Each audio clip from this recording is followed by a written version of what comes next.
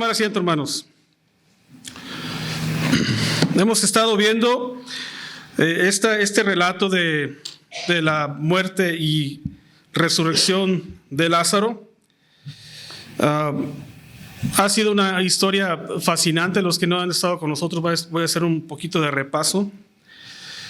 Vemos que Marta y María mandan dar la noticia a Jesús acerca de la condición de su hermano, que estaba enfermo.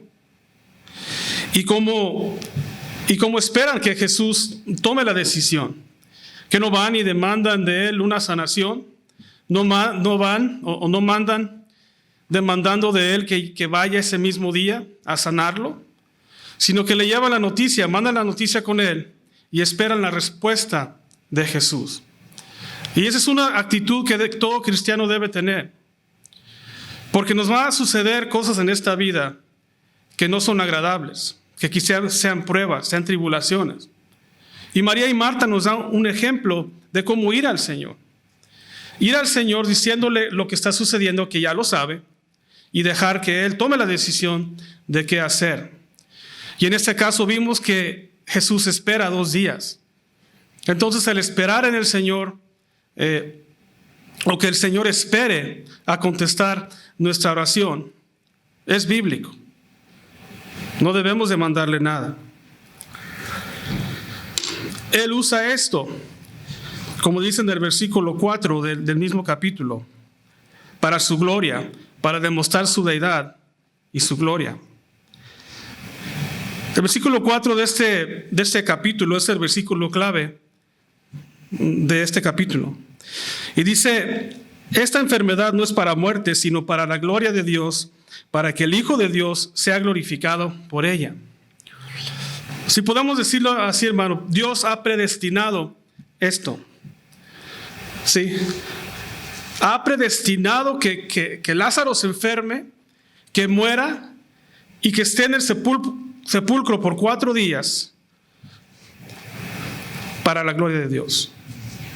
Y es lo que podemos aprender nosotros, hermanos, que el Señor va a predestinar ciertas cosas en nuestras vidas para usarlo para su gloria.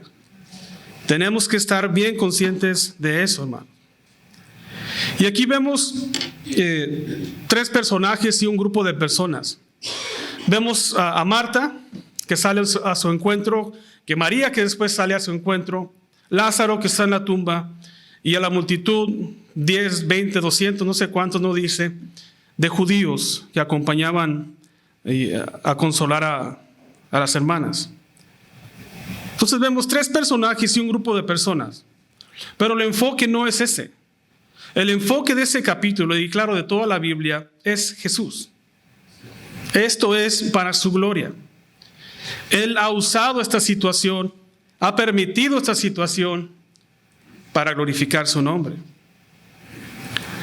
para demostrar su poder, su deidad y su gloria. Él es el que ha sido mandado del cielo para salvar al mundo, a salvar al que se había perdido, dar su vida por el mundo y dar resurrección y vida eterna a todos los que lo reciban como Señor y Salvador. Y ese es el mensaje central de toda la Escritura: el evangelio de salvación, el evangelio de la redención tuya y mía, regalada por Dios con su muerte, su vida, su muerte y su resurrección. Y ese capítulo no es diferente. Ese capítulo se trata de Jesús. Hay personajes, hay un grupo de personas, pero se trata de Jesús. ¿Amén, hermanos? Juan 1, no tienen que ir ahí, yo creo que está en la pantalla. Juan nos dice claramente esto. Dice: pero a todos los que lo recibieron, a los que creen en su nombre, les dio derecho de ser hechos hijos de Dios. Y este es el enfoque del Evangelio de Juan. Por eso lo escribe. Y en Juan 20, capítulo 20, versículo 31, es el versículo clave del Evangelio de Juan. Cada capítulo tiene su versículo clave. Cada libro de la Biblia tiene su capítulo y su versículo clave también. Y en Juan 20:31 dice, pero estas cosas han sido escritas para que ustedes crean que Jesús es el Cristo, el Hijo de Dios, y para que creyendo tengan vida en su nombre. Por eso es que Juan escribe su evangelio, para que creamos que el Hijo de Dios, que ha venido Jesús como Hijo de Dios y como Mesías. Entonces, para poner lo que estamos viendo en contexto, tenemos que volver un poquito para atrás.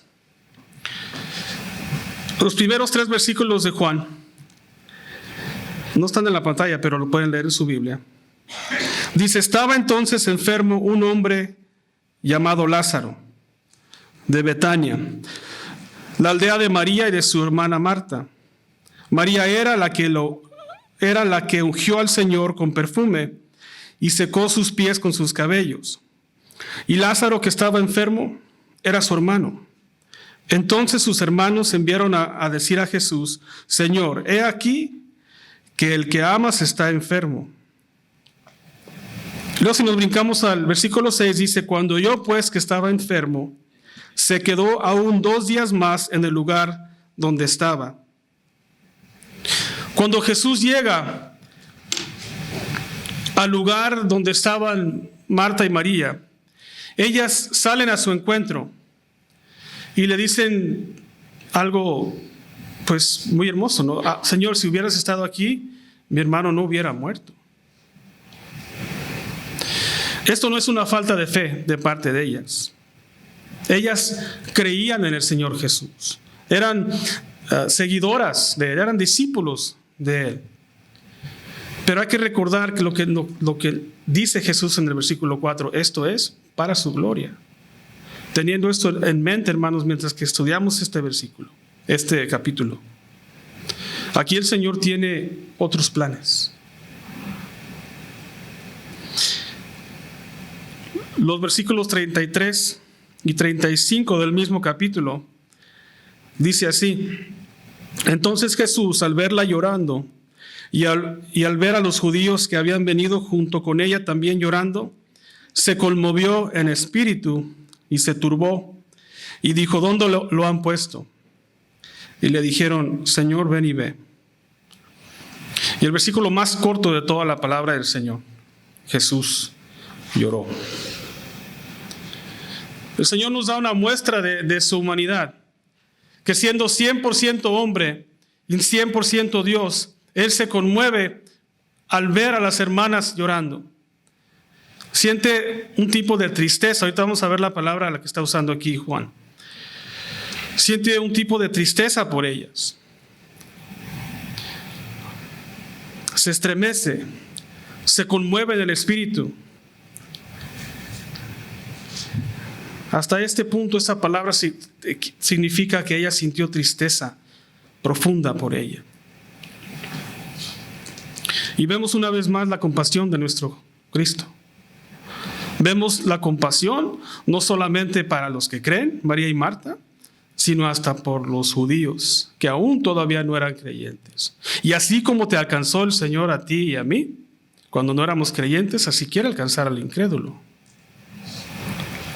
Dios siempre está obrando en la vida de cada persona,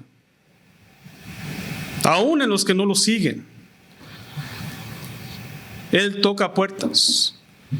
Él causa situaciones en la vida del incrédulo para que ellos vengan a Él. Versículos 36 y 37. Entonces dijeron los judíos, miren cómo lo amaba. Pero algunos de ellos dijeron, ¿no podía este que abrió los ojos al ciego hacer también que Lázaro no muriese? Durante el ministerio de Jesús, las cosas que Él enseñó muchas veces causaba división. Muchas veces causaba división, dividía a la gente. Y ese es un ejemplo de esto. Que sus palabras son aceptadas, lo que Él hace, sus palabras son aceptadas por unos y rechazadas por otros. Y esto es lo que estamos observando aquí. Unos judíos reconocen el amor que tenía por Lázaro y el dolor que sintió por ver llorar a las hermanas. Y otros cuestionan el por qué. ¿Por qué dejar a su amigo morir y permitir el sufrimiento de las hermanas? Nos encontramos con gente así todo el tiempo, ¿no? Si el Señor te ama, si dices que tu Cristo vive, ¿por qué te está permitiendo este dolor que estás pasando, esta necesidad que estás pasando? ¿Por qué está permitiendo que tú estés enferma o enfermo con una enfermedad que te puede acabar? Porque esto es para su gloria. Y eso es lo que tenemos que entender, hermanos. Que aunque las personas te cuestionen, aunque se burlen de ti, lo que te está sucediendo, tú dale la honra al Señor y dale la gloria. Que esto que me está sucediendo es para que Dios se glorifique. Yo no lo entiendo, no comprendo por qué me está sucediendo esto, pero voy a esperar como hicieron las hermanas y voy a esperar a su respuesta. Así sea ahorita, mañana, 2 años, 10 años, al Señor sea la gloria. Que el Señor se glorifique y lo use para su gloria.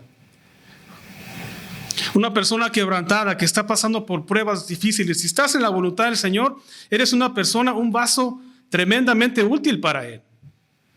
¿Por qué? Porque estamos en un estado de espera del Señor. No de reniego, pero de un estado de espera. Un estado quebrantado. Y se sorprenderían, hermanos, quizá ustedes han sido unos de ellos, cómo el Señor usa a una persona quebrantada. ¿Cómo la usa? Entonces lo que estamos viendo aquí es una división que hay entre los judíos que fueron a consolar a las hermanas. Estos judíos, hermanos, había quienes eran wailing. Había consoladores profesionales, ¿sí? Que ellos llegaban y lloraban por ti y gritaban por ti, ¿sí? Se usaba en esa costumbre en aquellos tiempos. Entonces esos judíos, no todos iban con sinceridad, iban como un trabajo, como un profesionalismo, a llorar por Lázaro. Pero el lenguaje que usan algunos aquí no es de aceptación, es de duda, es de sospecha.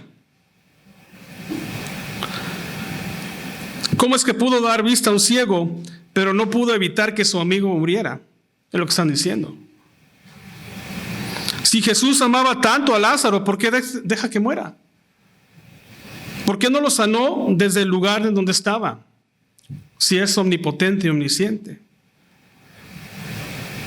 Ellos están hablando en rebeldía de su corazón. Nunca vamos a ver la gloria del Señor si estamos en rebeldía a Él. Así tengamos 10, 15, 20, 30, 40 años en el Señor.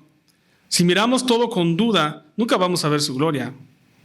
¿Sí? Y así trabaje el Señor en tu corazón, trabaje con milagros en tu vida.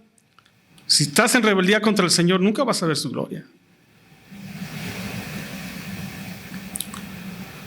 ¿Por qué no se apuró a Betania a sanar a su amigo? Betania. Y lo que pretenden hacer estos hermanos es desacreditarlo, sembrar duda del milagro que ya había ocurrido con el hombre ciego. ¿No podía este que abrió los ojos al ciego hacer también que Lázaro no muriera? Están sembrando duda. Pero al ciego muchos lo conocían.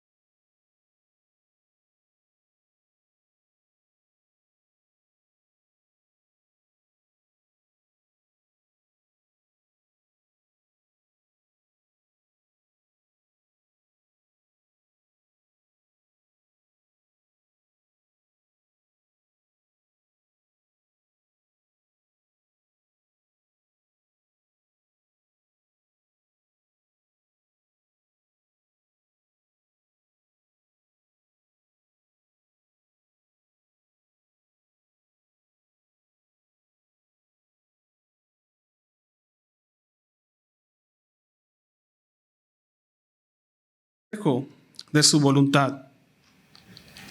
Dios obra conforme a su soberanía, hermanos. Él va a obrar conforme a su soberanía hasta en tu vida. Él obra en su soberanía y te permite pasar por cosas en su soberanía. ¿Para qué, hermanos? Para que Él sea glorificado. Por eso está permitiendo esto en la vida de las hermanas y Lázaro, que ya había muerto. ¿Para qué? Para glorificar su nombre y el nombre de su Hijo. ¿Cuál es la aplicación, hermanos? No estamos terminando, ¿verdad? Pero la aplicación aquí, cortita, es que habrá situaciones que llegarán a nuestra vida que no esperábamos. Enfermedades, pérdidas, una economía difícil. Y tenemos que entender que aún estando en obediencia a Dios, caminando en fe, y nuestras vidas sometidas a Él, podemos atravesar por adversidades y problemas que han sido permitidas, sino diseñadas por Dios mismo. No es tu trabajo, no es mi trabajo cuestionar a Dios.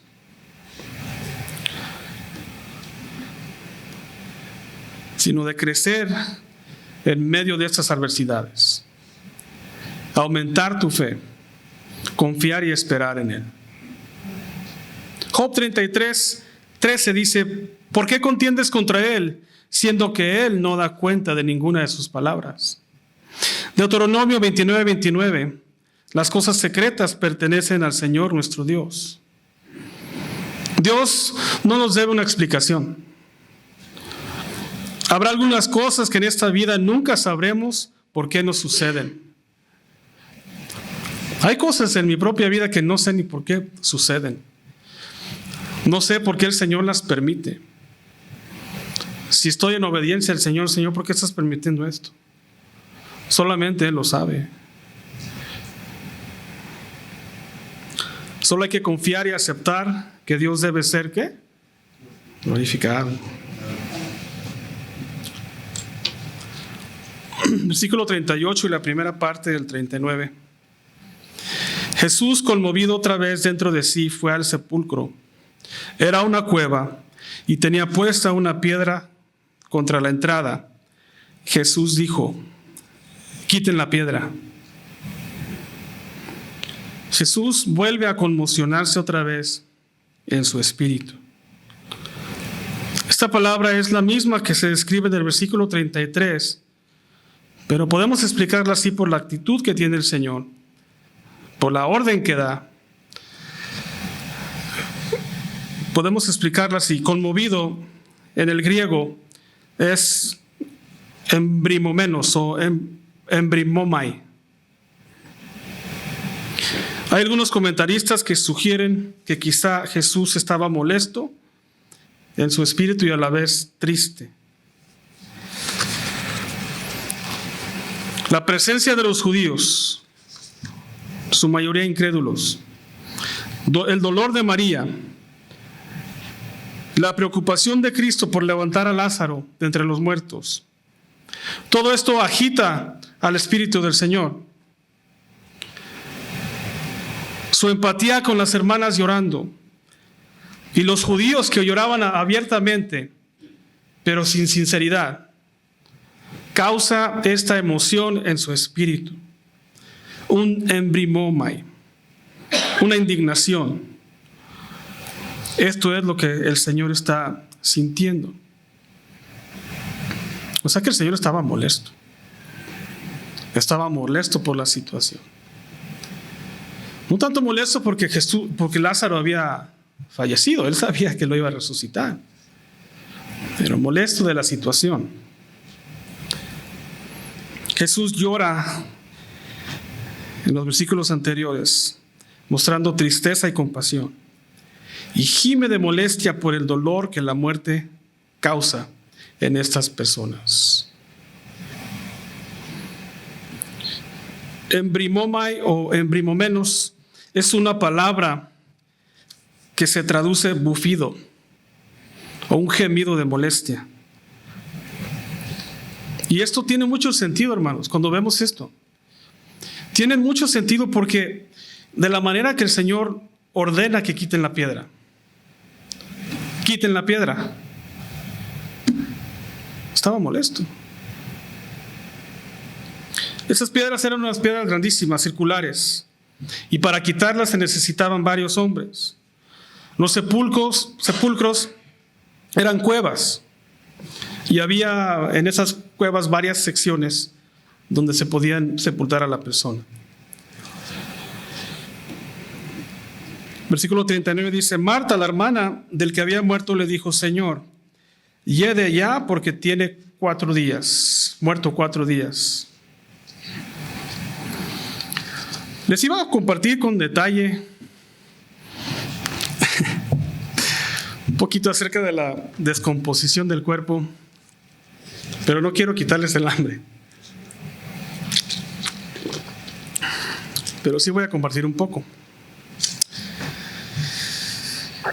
Así que cuando salgan de aquí, se van a los tacos de tripas. En pocas palabras, hermanos, el cuerpo comienza a enfriarse a los 2 minutos de haber fallecido. ¿Okay? Después de 6 horas, el cuerpo comienza a ponerse tieso por la falta de circulación. Okay. A los 3 días, el cuerpo se hace de un color verde, luego morado y después negro. Y sale un hedor, un stench, una peste horrible. Dicen que el ser humano es uno de las criaturas que peor huelen cuando mueren. Pues en esta condición se encuentra Lázaro, 4 días de muerto. No es como la hija de Jairo, que casi luego la resucita. Esta es la importancia de este milagro. Uno de los milagros más importantes que haya hecho Jesús. No el único ni el último, pero uno de los milagros más importantes. Betania está a 2 millas de Jerusalén. Estos judíos, aun los que no creían, volverían a Jerusalén a contar lo que el Señor ha hecho. Sí, todo está predestinado, por decirlo así. Todo está en el plan del Señor. ¿Para qué? Para gloria de Él. Esa es la condición que se encuentra Lázaro.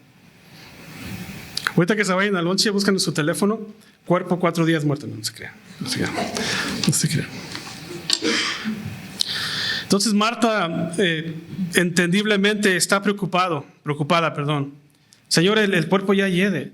No permitas que esta gente vea a mi hermano así. Ya hiede. Está muy avanzada su muerte. Y para ella Jesús no había llegado a tiempo a sanarlo. Y ya no hay nada que podía hacer él. Ya no hay nada que podía hacer Jesús en la mente de ella. Pero Jesús tenía otros planes. Versículo 40 le dice: Jesús le dijo: ¿no te dije que si crees verás la gloria de Dios? Jesús tiene que recordarle que esto lo ha permitido para la gloria de Él. Y es una ligera reprensión a ella por su incredulidad. Jesús no depende de la fe de Marta para hacer el milagro. Y eso hay que tenerlo muy consciente, hermanos. Yo sé que se enseña eso, muchos lo han aprendido así. Pero cuando el Señor tiene sus planes, no depende de tu fe para hacer un milagro. El enfoque, de nuevo, es Jesús y el poder que tiene sobre la muerte. Lo que aprendemos en esos pasajes es que Dios obra a su tiempo perfecto para su voluntad perfecta. Todos los que estaban ahí no eran creyentes. Pero Jesús hace el milagro para que ellos también vean la gloria y glorifiquen al Señor algunos y otros lo rechacen. Pero todos ellos iban a llevar la noticia a Jerusalén. Sí. Y ahí es donde se hace una revuelta. Ahí es donde planean, la semana que entra vamos a ver, a matar a Cristo. Se ponen de acuerdo.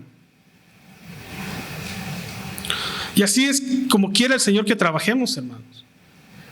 Quiere que caminemos en fe y que confiemos en su palabra completamente.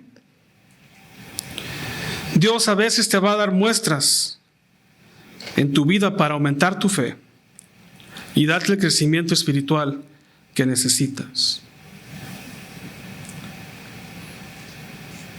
Ellas ya eran creyentes y seguidoras de Jesús. Pero este milagro aumentaría la fe de ellas y las de los discípulos. Recordemos que dice, me alegro de que haya sucedido esto. Me alegro que se haya muerto Lázaro, para que ustedes aprendan. ¿Qué palabras tan más malas, no? Para los que creemos que el Señor es solamente amor y que nunca nos va a decir nada que no podamos escuchar. Y Jesús le dice a sus discípulos, me alegro que se haya muerto a causa de ustedes.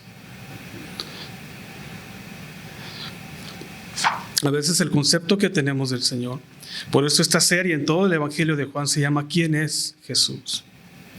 ¿Qué idea tenemos de Él? ¿Qué hemos aprendido de Él? Y cómo nos confronta a veces el Evangelio verdadero.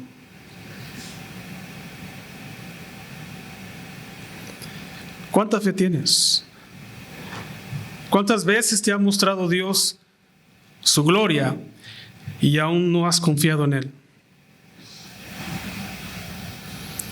¿Cuántas ocasiones has visto la mano de Dios en tu vida y no se la has dado? Esa es una pregunta que tienes que hacerte, que yo tengo que hacerme. Porque Dios todos los días obra en tu vida, te da la vida, te da un trabajo, te da lo que necesitas para vivir, te da techo, te da ropa. Él está obrando. Y es nuestra tarea en reconocer lo que está haciendo, no lo que tú quieres, sino lo que le traiga gloria. ¿Sí? ¿Sí me debe entender? Él no está pidiendo que trates de comprender tu situación. Solo que tengas fe y no olvides de glorificarlo. Salmos 11, versículo 4. El Señor está en su santo templo. El Señor tiene su trono en los cielos. Sus ojos ven, sus párpados examinan a los hijos del hombre. 115:3. Nuestro Dios está en los cielos, ha hecho todo lo que ha querido. No podemos resistir su voluntad, hermanos. No la puedes resistir por más que quieras. Así es creyente o no creas, no hayas puesto tu fe en el Señor Jesús. Él va a hacer lo que a Él le plazca para su gloria. Primera de Crónicas 29:11. Tuyos son, oh Señor, la grandeza, el poder, la gloria, el esplendor y la majestad. Porque tuyas son todas las cosas que están en los cielos y en la tierra. Tuyo es el reino, oh Señor, y tú te enalteces como cabeza sobre todo. Amén. Amén. Versículos 41 y 42 dice, luego quitaron la piedra y Jesús alzó los ojos arriba y dijo, Padre, te doy gracias porque me oíste.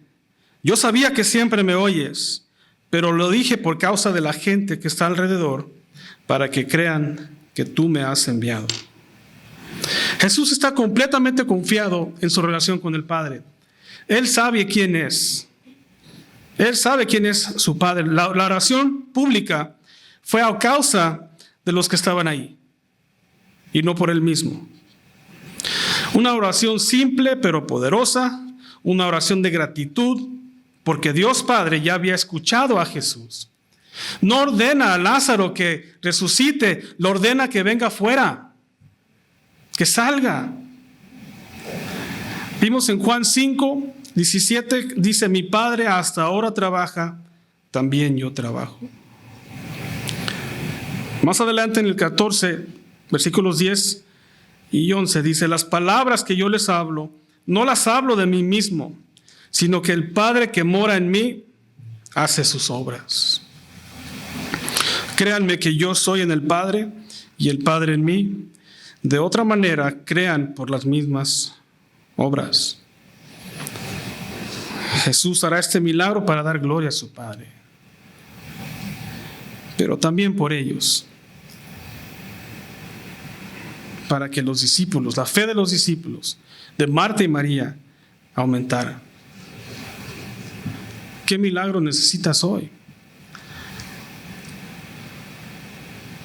El Señor ha hecho un milagro esta semana y oímos el testimonio de eso. Oró en fe, el Señor se lo dio y dio gracias y glorificó el nombre del Señor. ¿Qué milagro estamos esperando, hermanos?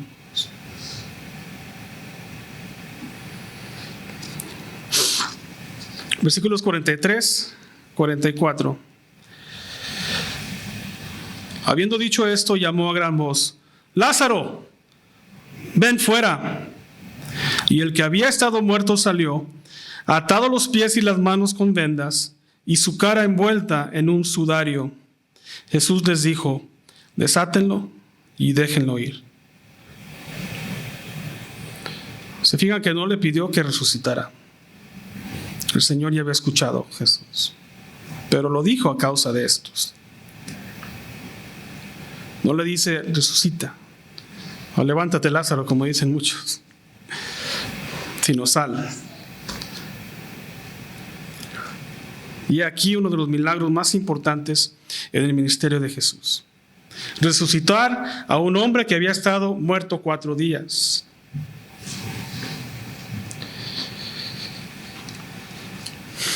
Y quizá esto que vaya a decir, hermanos, tengan un poquito de conflicto de lo que a veces hemos aprendido. No vemos que Jesús hace un teatro, no vemos que le demanda al Señor nada, que declara nada. No vemos que le grita al Señor o a Lázaro. No grita ni demanda nada de su Padre, como lo vemos en muchos círculos cristianos hoy. ¿Quién es Jesús? ¿Quién es? ¿Y cómo comparo esto que el Señor hizo con lo que a mí me han enseñado? Deja que el poder de su palabra haga la obra. No necesitamos añadirle teatro, ni brincos, ni todo lo demás que se hace para que el Señor obre. Él no lo hizo, ¿por qué nosotros? Amén. No podemos demandar que Dios nos sane. Solo podemos orar y pedirle que se cumpla su voluntad y sus propósitos en nuestras vidas. ¿Para qué? Para su gloria. Dios tiene el poder para sanar. Sí lo tiene. Tiene el poder para levantar a los muertos. Sí lo tiene. Y un día lo hará. Un día lo hará, hermanos. Eso es promesa. 1 Corintios 15, 51 al 55 dice, Pablo dice: he aquí, les digo un misterio. No todos dormiremos, pero todos seremos transformados. En un instante, en un abrir y cerrar de ojos, a la trompeta final. Porque sonará la trompeta, y los muertos serán resucitados sin corrupción, y nosotros seremos transformados. Porque es necesario que esto corruptible sea vestido de incorrupción, y que esto mortal sea vestido de inmortalidad. Y cuando esto corruptible se vista de incorrupción, y esto mortal se vista de inmortalidad, entonces se cumplirá la palabra que está escrita: sorbida es la muerte en victoria. ¿Dónde está, oh muerte, tu victoria? ¿Dónde está, oh muerte, tu aguijón? Hubo quien resucitó antes de Jesús. la hija de Jairo, el hijo del soldado, Lázaro. Pero todos ellos volvieron a morir. Jesús resucita y queda vivo y está vivo. Amén. Jesús le dice a Marta en el versículo 25: yo soy la resurrección y la vida. El que cree en mí, aunque muera, vivirá.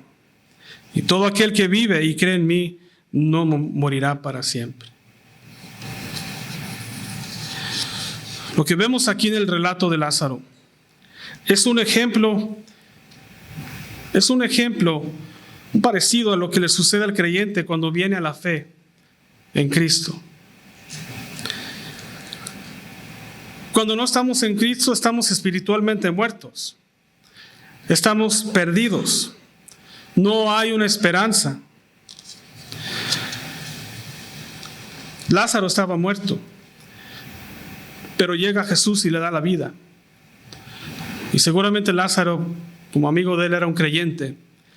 Volvería a morir, pero heredaría la vida eterna. Lázaro estaba en estado de descomposición. Y es así cuando una persona no camina con el Señor o no ha creído o está en desobediencia, tú te estás pudriendo por dentro. Te estás echando a perder por dentro. Siempre he dicho, hermanos, que la persona más miserable en este mundo es un creyente rebelde contra el Señor. Que no hayas de dónde ponerte, al lado del Señor o al lado del mundo. Y si estás caminando con el mundo, tu vida va a ser miserable. Mas viene Jesús y te da la vida eterna. Y te saca de las tinieblas a su luz admirable. Te saca de donde reina la muerte.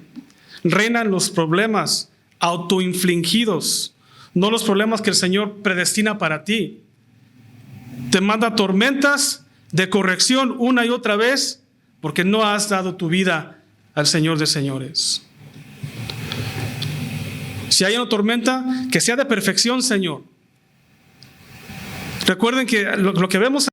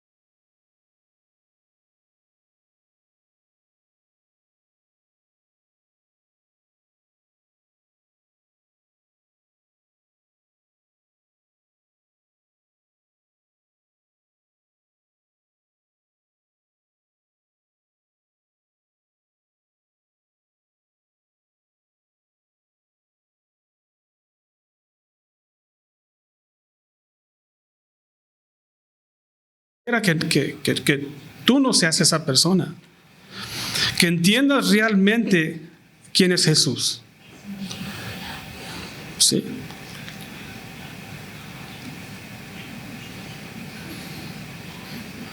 Está predicando el teléfono. Sí. Me está grabando, hermano, ¿eh?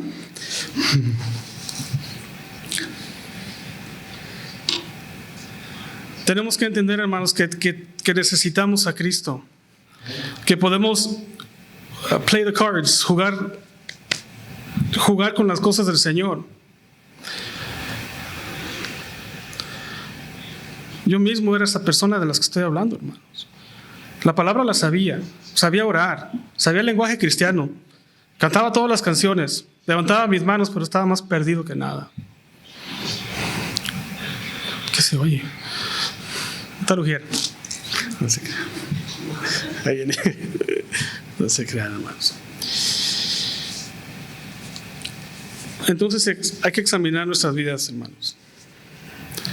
Examinar si en realidad estamos en la voluntad del Señor. Examinar si realmente somos salvos. Eso yo no lo sé. El Señor es el que sondea los corazones, el que ve todo, que ve sus vidas, ve tu vida en privado cuando estás solo, cuando tú crees que estás solo. Él es el que lo ve.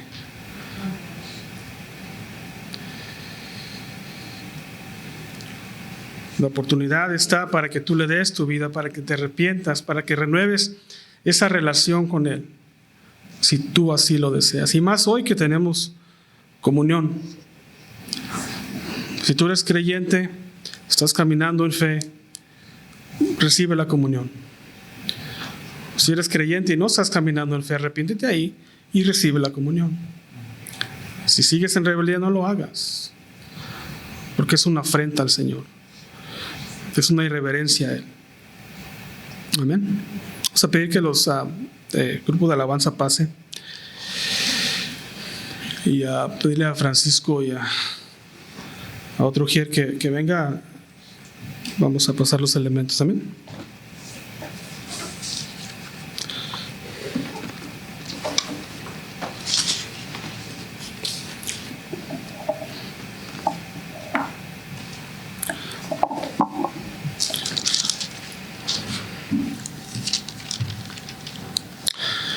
Mientras que pasan los hermanos con los elementos, hermanos, por favor voy a pedirles que chequen su corazón, hagan inventario espiritual. No compartan de la cena si no están listos. No quiero participar en su pecado, hermano, pero si tienen algo en su vida, dénsela al Señor ahorita. Vamos a tener un minuto de silencio y oración para que se pongan a cuentas con Él. Amén. Pasen, hermanos.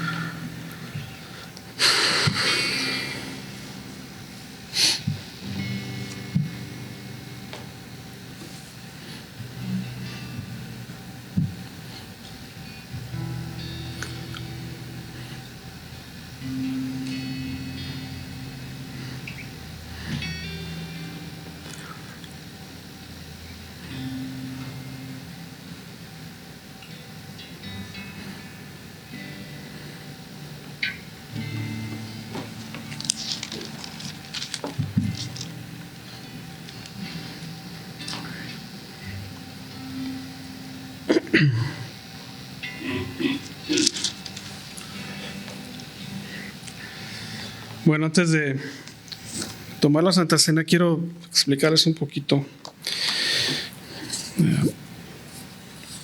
en 1 Corintios capítulo 11. La iglesia de Corintio era una iglesia muy, muy mundana, muy carnal.